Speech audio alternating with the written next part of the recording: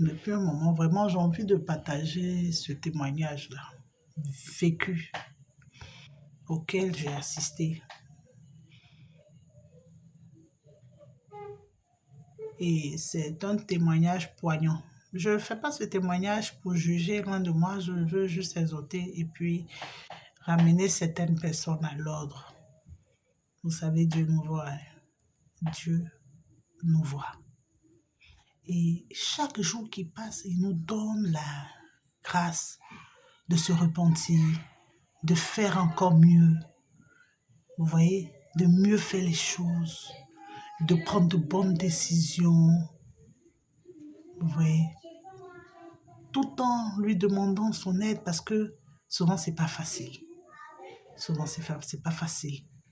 Souvent, le péché nous engloutit à un point où on a l'impression qu'on ne peut pas sortir.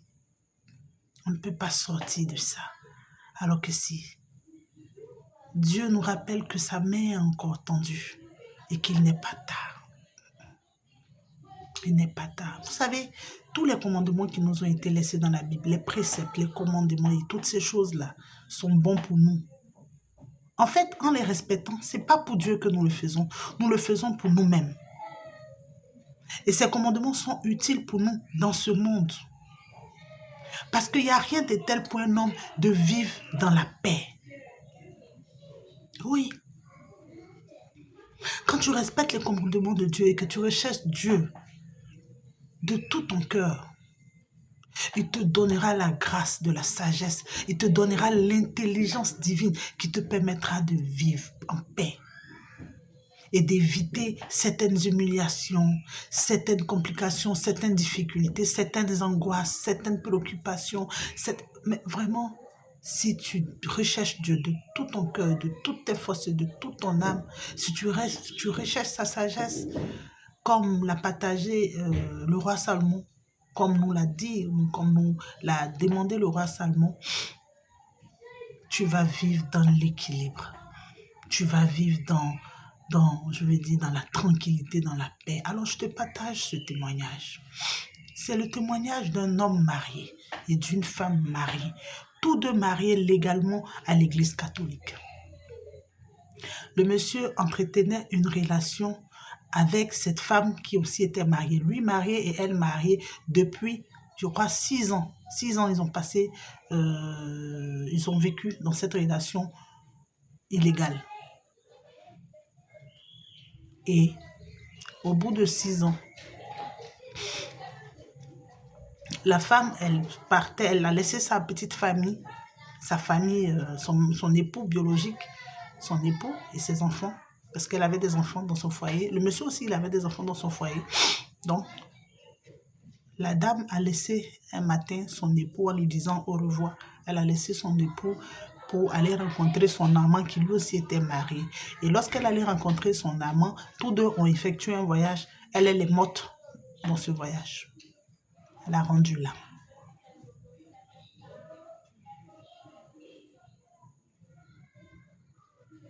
Vous imaginez un peu. Elle a rendu l'âme. Pendant 6 années, elle est restée sans problème. Elle est restée. Elle a communié. Ah, vous les femmes. Ah, vous les hommes. Ah, vous les femmes. Ah, chrétiens, vous n'avez pas peur. Ce corps qui est consacré, ce pain qui est consacré à l'église, là, vous n'avez pas peur de ce pain-là. On n'a pas peur, en fait. Parce que quand je parle, je me mets aussi dedans parce que je ne suis pas cette personne qui juge, mais qui interpelle. On n'a pas peur. Hein. On n'a pas peur. On pose des actes. Lorsque nous sommes dans le Chanel, on pose des actes. On oublie que la vie ne nous appartient pas. On oublie que la vie ne nous appartient pas. Mourir dans son péché. Mourir dans son péché. Que Dieu nous épargne. Qu'il nous donne la grâce de se convertir véritablement.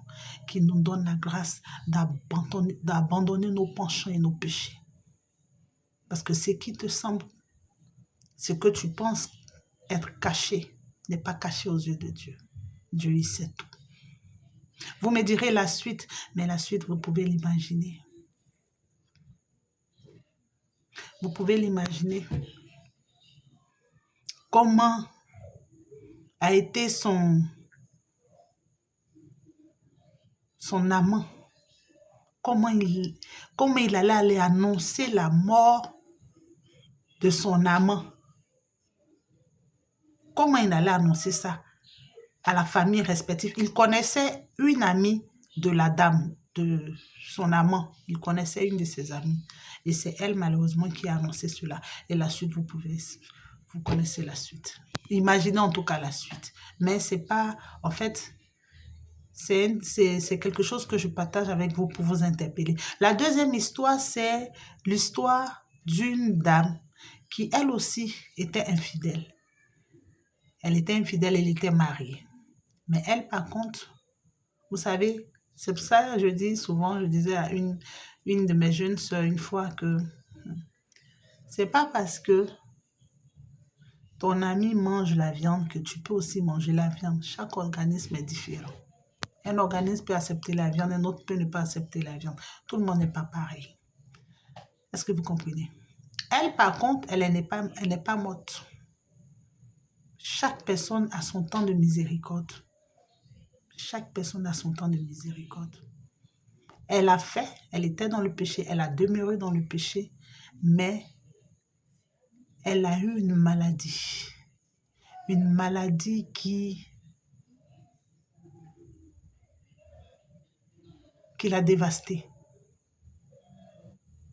Une maladie qui ne pouvait être soignée à l'hôpital. Elle a vécu des années dans cette maladie. Et c'est à la dernière minute qu'un homme de Dieu est venu lui dire, tu sais, ta maladie, ce n'est pas une maladie commune, comme on le dit. C'est une maladie spirituelle. Tu as été détaché à ton Créateur. Et les forces de mal te font ce qu'ils veulent. Ils préparent sur ta tête, ils préparent sur... C'est qu'ils t'utilisent, quoi. Tu t'es détaché de ton Créateur. Tu t'es éloigné de ton Créateur. Il y a des actes que tu as commis qui t'ont éloigné de ton Créateur. Reconnecte-toi. Repens-toi. Demande pardon à Dieu. Et tu seras restauré. Alors, je te partage cela parce que j'avais à cœur de parler de ça. Et je sais que beaucoup de personnes, beaucoup d'hommes et de femmes vivent cette situation. Je ne juge pas, j'interpelle juste. Je veux juste ajouter qu'il y a encore temps. On ne peut pas tromper Dieu. On peut se tromper, mais on ne peut pas tromper Dieu. Dieu nous donne encore la chance de nous repentir. Il nous donne encore la chance chaque jour qui passe de faire mieux. De faire mieux. Ne regarde pas le péché dans lequel tu es. Regarde la grâce que Dieu te fait de repartir de nouveau avec lui. Soyez bénis.